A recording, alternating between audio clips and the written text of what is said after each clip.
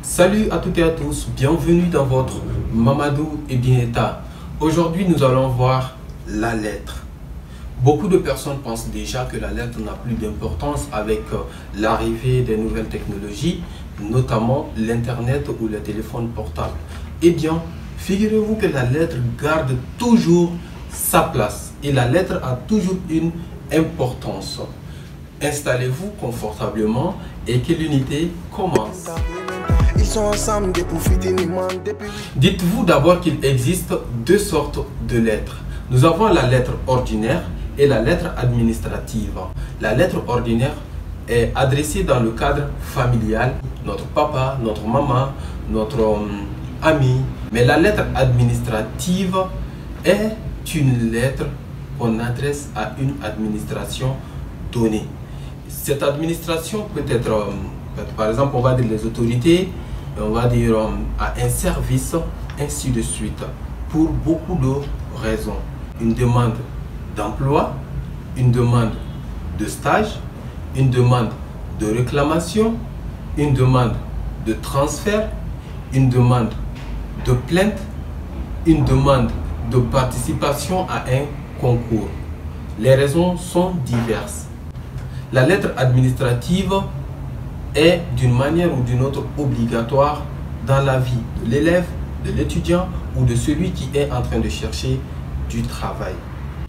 Cette lettre administrative se distingue de la lettre ordinaire de par sa technique, son contenu et son cadre d'expédition. Les techniques ne sont pas les mêmes, les contenus ne sont pas les mêmes et le cadre d'expédition aussi, les cadres d'expédition aussi ne sont pas les mêmes. Voici les 4 parties essentielles de la lettre administrative. L'entête, la formule initiale, le corps ou le texte de la lettre et la formule finale. Voici un exemple de lettre pour vous. Je vais vous expliquer, peut-être que vous ne voyez pas directement, mais la lettre elle est affichée un peu à côté. Je ne sais pas si c'est à gauche ou à droite, mais quand même c'est à côté. Ok, suivez avec moi. Un peu en haut et à gauche, nous avons l'adresse de l'expéditeur. Toujours en haut et à gauche, nous avons en haut et à gauche, mais en bas de l'adresse de l'expéditeur, nous avons la place du timbre fiscal. Le timbre fiscal, c'est le droit d'affranchissement de la lettre. Un peu en haut à gauche, toujours en bas du timbre, nous avons l'objet qui nous donne déjà un aperçu sur la lettre. C'est déjà à travers l'objet qu'on sait de quoi est-ce que notre lettre parle. Ensuite, en haut et à droite, nous avons le nom ou l'adresse du destinataire. L'adresse du destinataire, en haut et à droite.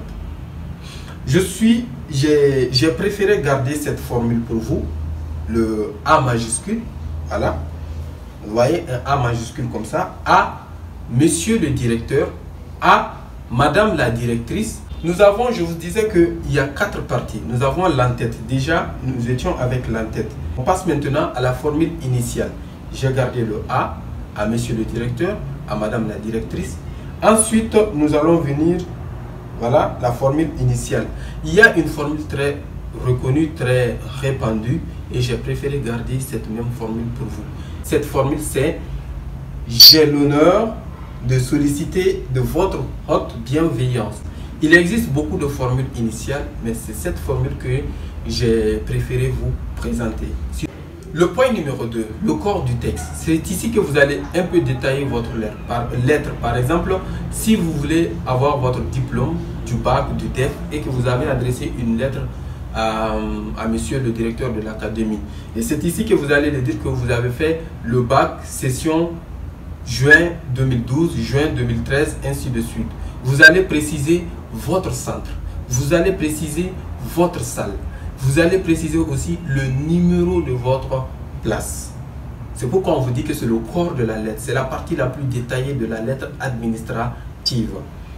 Ensuite, il y a la formule finale. La formule finale est appelée aussi une formule de gentillesse, une formule de politesse, une formule de remerciement si vous voulez.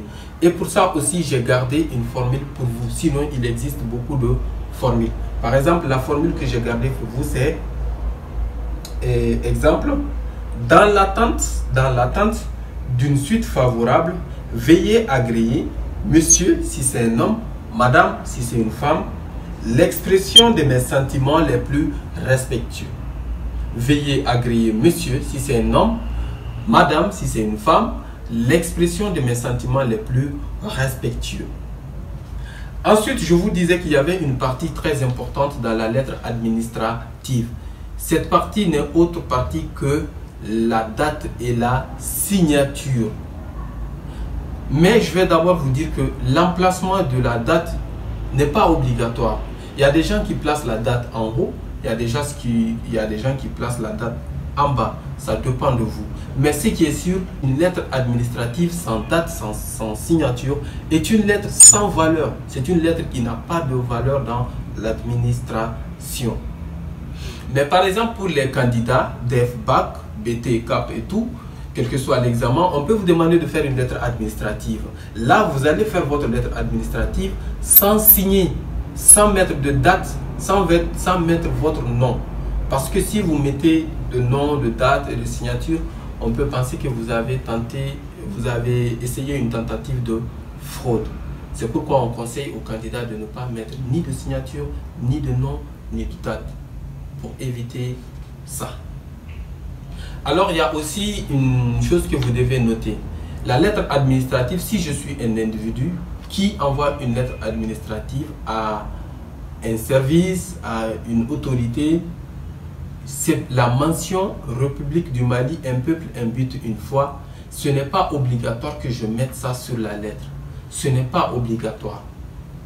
Mais en revanche, si c'est un service qui envoie la lettre à un autre service, c'est obligatoire.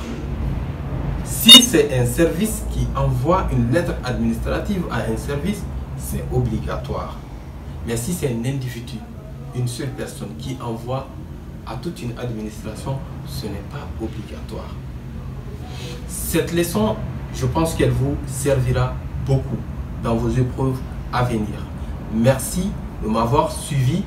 Nous restons ensemble. N'oubliez pas d'aimer la page Facebook Mamadou Ebineta et de me suivre sur ma chaîne YouTube Mamadou Ebineta officiel. Bye bye.